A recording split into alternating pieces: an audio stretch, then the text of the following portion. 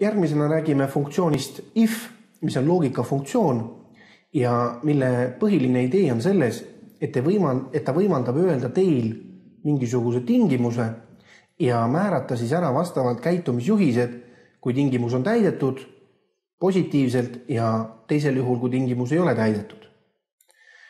Panen teile siia näituseks siis selle funktsiooni kirja, võrdusmärk, if ja sulud algavad.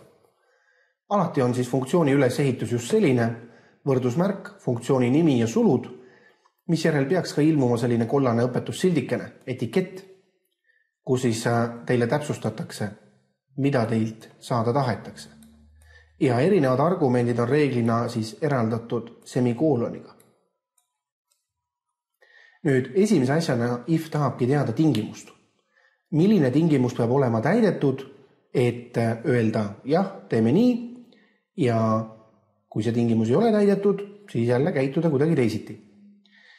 Mina näiteks teen sellise tingimuse ja see on üsna levinud, kasutades matemaatilisi operaatoreid, näiteks suurem, väiksem, võrdne, et ma ütlen, kui see lahter siin kõrval on suurem märk kui 2000. Näiteks, jah. Sellega on tingimus sisestatud ja et kalk aru saaks, et on tingimus sisestatud, siis semikoolon.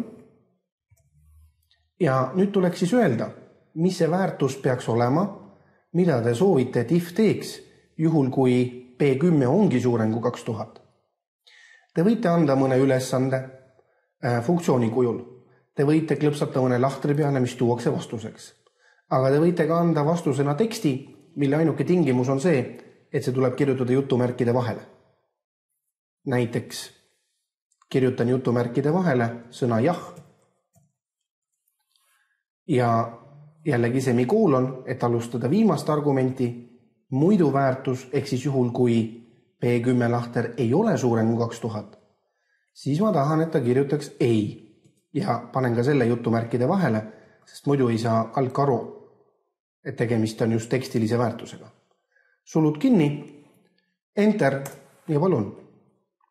Kuna maksimum ongi suurem kui 2000, siis on vastus jah. Kui maksimum peaks näiteks langema 1999, siis nii kui see väärtus on sisestatud, muutub koheselt ka if. Ei, tingimus enam ei ole täidetud. Nii et ifi puhul on alati kindel roll esimese asjana tingimus, mingi lahter on suurem kui mingi lahter, väiksem ja seejärel, mida tuleks teha juhul, kui see esimene osa vastas tõele ja kolmanda asjana, mida te soovite, et if teeks siis, kui see esimene tingimus ei vastanud tõele. Nii et võimaldab teil see funktsioon automatiseerida väga palju selliseid tööprotsesse, kus on vaja otsustada, kas käitume nii või käitume kuidagi teisiti. Ja kui sellel on mingisugune alus, millest lähtuvalt te otsustate, siis seda on võimeline ka if otsustama.